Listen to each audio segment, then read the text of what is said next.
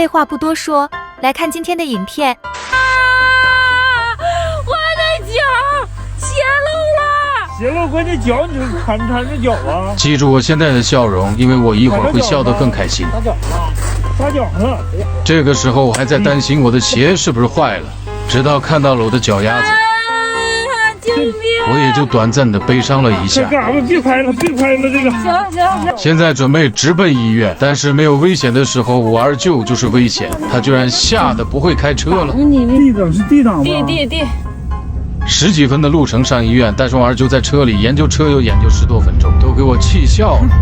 我二舅问我刹车在哪儿，全程都30迈的速度，我的鞋已经快流干，脚也冻麻了。终于和我爸会合了。全家的松弛感真的绝了。往前推到前面，推到紧前面啊！那告我，你别说我这一顿速度与激情，终于到医院了。我又再次露出了我的笑容。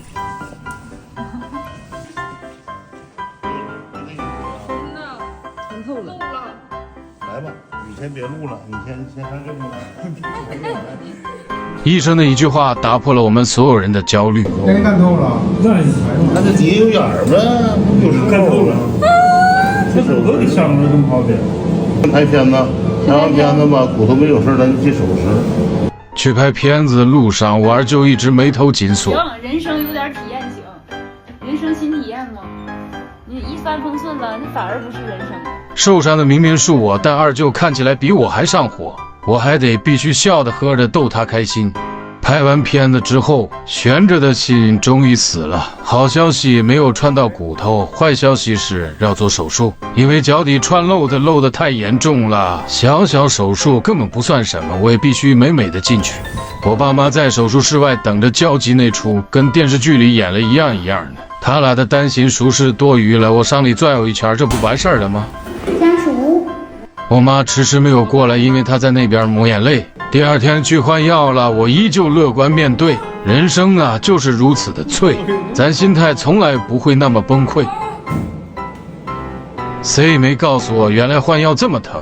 我爸也终于抓拍到了我的一次痛苦面具。把你这呲牙咧嘴的造型发到网上，你看你在这儿。那我哪知道咋整啊？空姐2年养猪无人问，一朝被冰川的扎脚天下知，谁懂啊？27岁空姐辞职回村养猪的第715天。这可真是多年养猪无人问，冰川的扎脚天下知。不想我就不能这么颓废，我得支棱起来。天天在炕上干瞪眼也不利于恢复我。看着家里的室外游乐园，心有余力不足的感觉真的太难受了。为了我的猫洞生活不无聊，今天我要为自己做一副拐。那俗话说得好，靠谁不如靠个个，咱就是说自己动手一整个丰衣足食。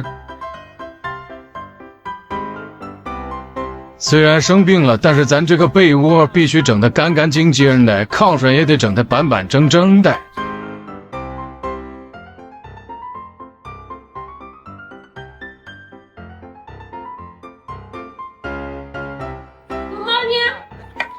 得亏我这孩子打小就皮实啊，这点小伤对我来说根本就不算什么，就是说出去有点丢人呢。这大过年的还拄上拐了，那只能逼我吟诗一首了啊！巧手制拐迎新春，拐棍结实又暖心，西西拄上精神好，步伐稳健抖风尘。1.3米。确定好尺寸之后开干。干啥呀？赶紧给我二舅打电话，让他给我做拐，俺就上街给你买袜子去了。既然我二舅不在家，就只能我上演身残志坚这一出了。多亏家里有个木匠啊，想要的工具应有尽有，干点啥都行。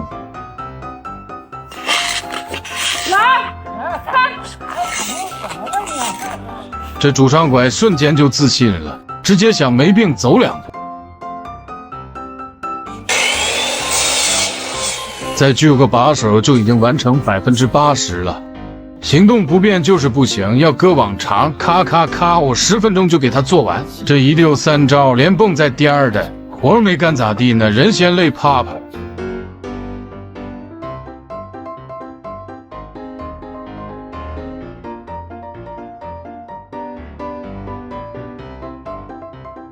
成了成了，太激动了，果然是技多不压身呐。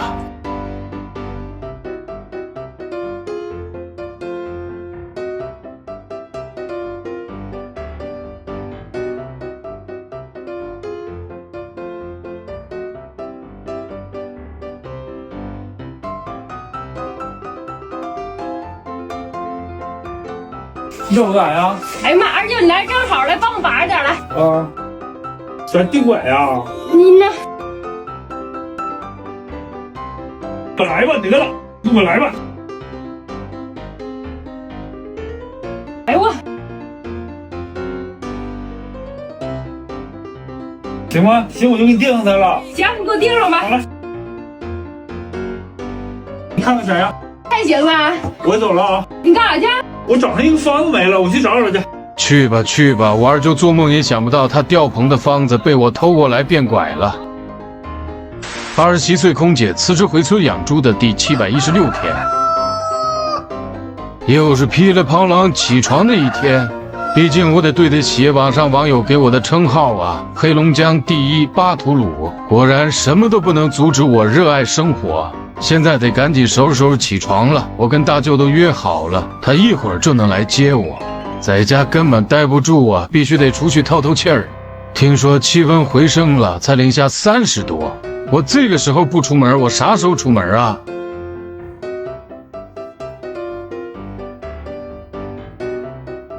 那你来就来呗，拿东西干啥呀？没想到世界上最假物的话，在我家也上演了。这受点小伤，家里都把我当成保护动这物。么厉害，你答应我的事还能做吗？哎，你就放心吧，我都安排好了。你这4两天咋来的呀？我坐你二舅的车来的。走吧，去打个彩冰去。哎，来了来了。我还是那个一提起玩就瞪起眼珠子的那种人。哎呀，你穿鞋到时候可慢点。好好好，不听老人言，吃亏在眼前，这好腿都给我白费了。那也一点不耽误我们一脚油门到达汤王河。咱这腿脚虽然沾点不利索，但是行动起来根本不比正常人差。你看那头啊，我还没有。行。我得离我大舅远远的，毕竟他手里拿着冰穿着呢。我就独自行动了。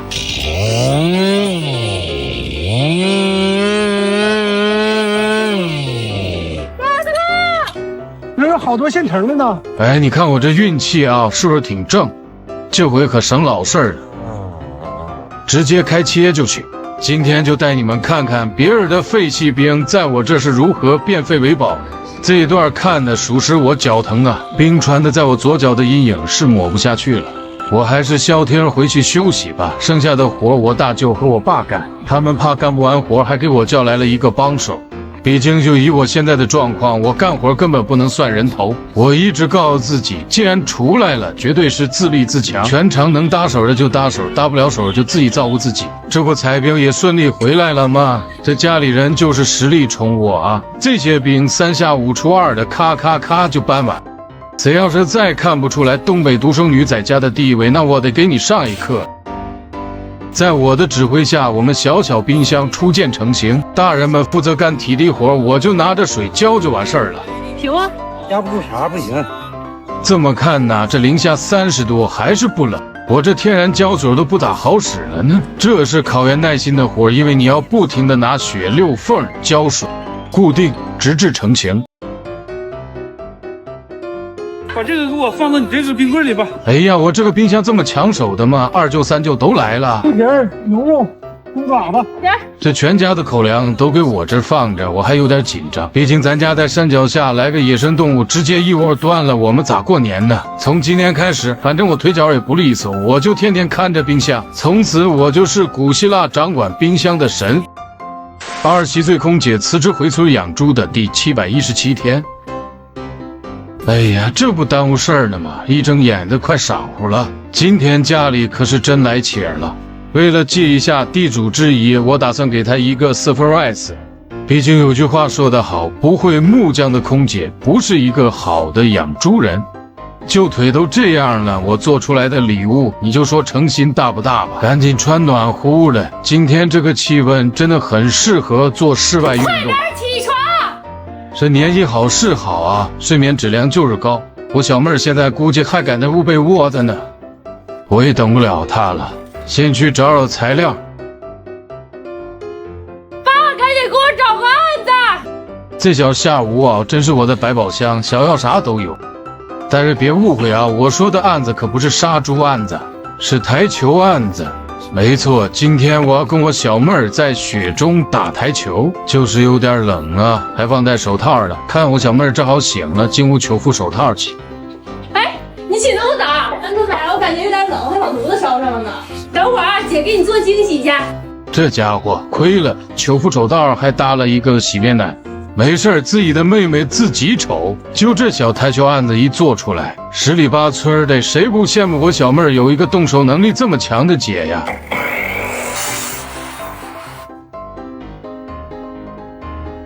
大框钉差不多了，搬过去准备开动。危险也在向我逼近。这木板开口气是跟我不对火，上来就闹脾气，飞了。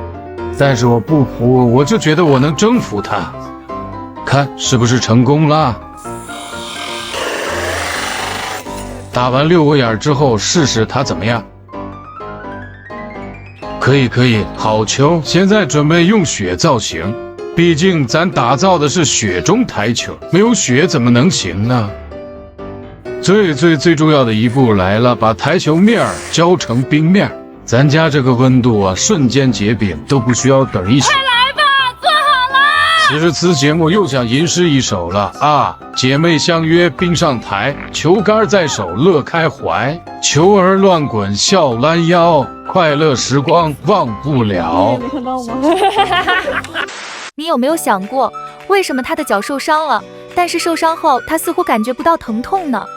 在极寒环境中，我们的身体会发生微妙的变化。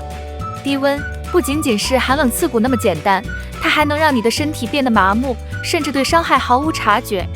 想象一下，当你踩在冰雪覆盖的大地上，脚底传来的是冰冷的触感，而不是疼痛。或许你的脚趾已经划破，或许你已经踩到尖锐的石头，但你什么都感觉不到。这并不是因为你变得坚强，而是因为低温正在悄悄地改变你的身体。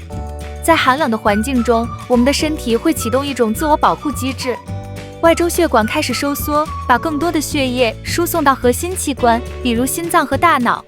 这种机制可以让我们在寒冷中存活更久，但代价是我们的手脚会变得冰冷、麻木，逐渐失去知觉。神经信号的传递速度减慢了，那些负责感知疼痛的神经末梢就像被按下了暂停键。即使脚受伤了，大脑也不会收到任何警告。然而，问题并不止于此。低温还会触发身体释放一种止痛药内啡肽，这种化学物质会进一步降低你对疼痛的感知，让你误以为一切都还好。但实际上，伤害正在悄悄发生，甚至可能越来越严重。冻伤就是一个典型的例子。在早期阶段，你可能只是觉得冷，觉得有点麻木，但实际上组织细胞已经开始受损。当你终于意识到问题时，可能为时已晚。想象一下，一个人在零下20度的环境中行走，他踩在厚厚的积雪上，脚下传来轻微的嘎吱声。他以为自己状态还不错，因为没有疼痛。可事实上，他的脚底已经被冻得发白，甚至裂开了口子。他继续前行，直到回到温暖的地方，脚才开始剧烈疼痛。这是因为在寒冷中，他的神经被压制了，而温暖重新激活了那些神经末梢。这时候，所有的疼痛感才如潮水般涌来，让人无从招架。这样的情况并不少见。在极地探险中，许多探险家都经历过无痛受伤。他们在严寒中迷失，对身体的真实状况一无所知，直到伤势变得不可挽回。而这一切正是低温的双面性，它保护了我们的核心生命体征，却让我们对身体的边缘地带失去了掌控。你可能会问，为什么我们的身体会这样设计？事实上，这是自然选择的结果。在生存面前，核心器官的存活远比四肢的完整重要。这种机制帮助我们的祖先在极端环境中存活下来，但也提醒着我们，任何一种保护都有它的代价。所以，当你置身于寒冷之中时，请不要忽视那些微妙的信号。冰冷、麻木、无力，这些看似不痛不痒的感受，可能正是身体在向你发出求救信号。不要等到疼痛重新来袭时才意识到问题。低温可以隐藏伤害，但它无法抹去伤害的存在。大自然总是让人敬畏，而我们也必须学会与之共处。在寒冷中生存，不仅仅是对抗低温，更是对抗麻木和疏忽。记住，当你身处寒冷时，真正的危险可能是你感觉不到的伤害。